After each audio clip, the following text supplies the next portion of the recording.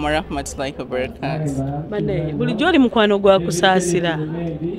Mukwano gwange yengamba nti silent admirer nenga nange nalinga mwagala so nantumira omuntu nampa invitation nensija mubererewo. Yagamba nti ki? Nti abadde nga njagala nga musanyusa nenga kale ati ogamba Catherine kusaasira. Yes. Kati ngamba nti mneyo ndifaniwo nkwagala onsanyusa webityo. Nenga nanga ate mwagala nga nyimbira bulungi webityo. Yeah. Ogamba Catherine yabadde faniwo nga kwegomba. Banji not siye kaye kabanji bakingamba. So mnenga abantu banjagala. Mpozi gwatanjagala naye abasinga. Yeah. Bantu ngani abalala bakugamba abatutumufu eyo. Banji nnyo. Lumu bana ebiwanvu kwa tu interview. Nasanga ko minister nga ina jude security omukyala nava mu motoka nampa hug. Nangamba hajeti nsanyuso kola bulijjo nkola ku social media. Nili so humbled. Yeah.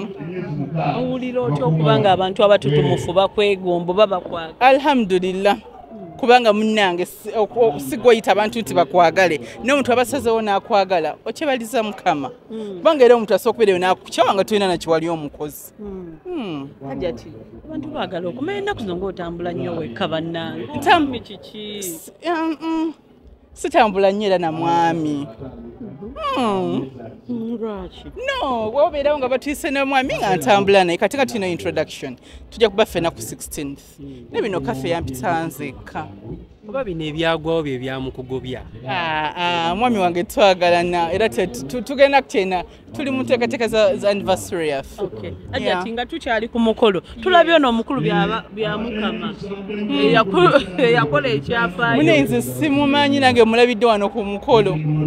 Kati wabadde oli omukyala Florence abadde ayimba ne Betty Mpologoma bazze wembadde.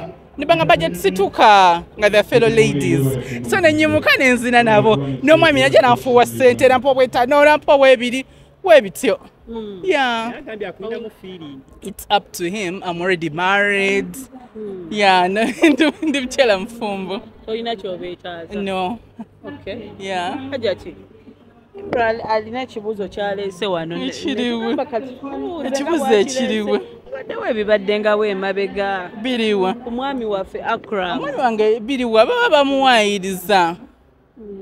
Twalaba musimanya atutteko omuntu ng'ate n'amukebeza ngamba ku social media.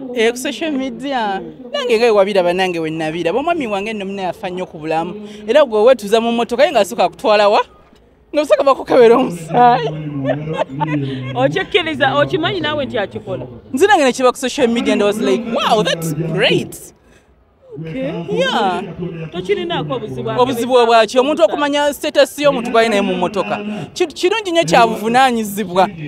Hajati omuntu nga temuli mu relationship gwe omusajja asobola okugamba kabakebera omusaayi ng'olwokuba kutego. Anti nze sitera kutwala ku bantu n'abantu kuntwalako kati nze na character yange mu mmotoka yange sagala nze nakutwala ku muntu era ongamba nti nkutwalako nga nkuwa ssente nga weetwalako. Ate ebyavaayo ne bigambibwamu avuma nnyo awemula nnyo akulwanira nnyo bingi. Abantu bakisussa nabo. Abantu balowooza ye talina musaayi banga ddene yasirika naye kaba mu feeling. Ate musajja tutamanyi na Luganda. Ani atamanyi Luganda? Omwami wange tamanyi Luganda vocabulary entono. Kati tajja kumanya nnyo byakuddamu ye bimujjira byawulirako mu Luganda byakuba webbwa. Okay. Omudefending. Nasi kumudefendinga bakisussa kati gwe yali akuvumyeko. Era baddambe babeera bamwataakinze bamuleke musajja wa mirembe nnyo. Let him be. Yes. Ebyachoze ni buladi. Ebiriwaate. Ebyennyumba mbu basimanyi omukazi nawe. Nendoza babisootinga. I think omukyalo yavana. Yakuyisa kitya kubanga twala ku social media ng'otaddeyo. Nedda kyampisa bubi kubanga neewunya omupangisa afaanana bw'ati. Avuma landiroodi we.